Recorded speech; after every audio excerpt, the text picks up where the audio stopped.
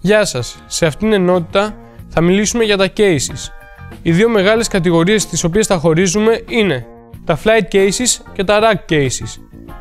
Τα flight cases είναι ειδικές επαγγελματικές θήκες οι οποίες έχουν κατασκευαστεί από υλικά αντοχής ώστε να μεταφέρουμε με ασφάλεια και ευκολία όλο τον εξοπλισμό που χρειάζεται για να πραγματοποιηθεί ένα live. Ένα τυπικό flight case είναι κατασκευασμένο από φύλλα κόντρα πλακέ που βιδώνονται πάνω σε ράγες και γωνίες αλουμινίου.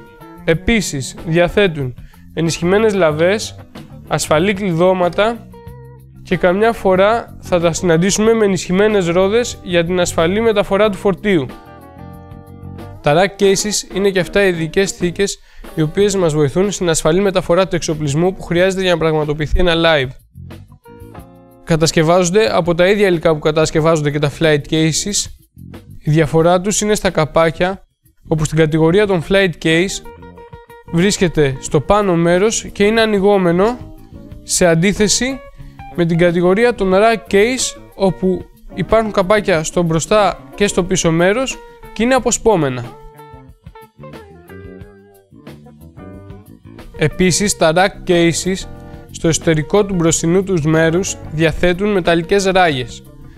Πάνω στις ράγες αυτές τοποθετούνται και βιδώνονται όλα τα περιφερειακά μηχανήματα που έχουν να κάνουν με τη διεξαγωγή ενός live, όπως εφέ, δυναμικοί επεξεργαστές, ενισχυτές ισχύως, διανομής ηλεκτρικής ενέργειας και άλλα.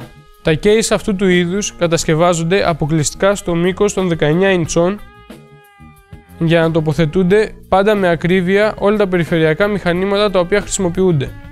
Όσο αφορά το ύψος, βάσει του οποίου κατασκευάζονται όλα τα rack cases, εκεί θα συναντήσουμε τον όρο U, ο οποίος προέρχεται από τη λέξη unit. Έτσι, βάσει της μονάδας U κατασκευάζονται και όλα τα περιφερειακά μηχανήματα που προορίζονται για να τοποθετηθούν πάνω σε ένα τέτοιου είδους case. Έτσι λοιπόν, όλα τα rack cases παραγωγής θα τα συναντήσουμε στο μεγέθη των 19 ιντσών όσο αφορά το μήκος και όσο αφορά το ύψος θα τα συναντήσουμε συνήθως στις κατηγορίες των 2 έως 20 U.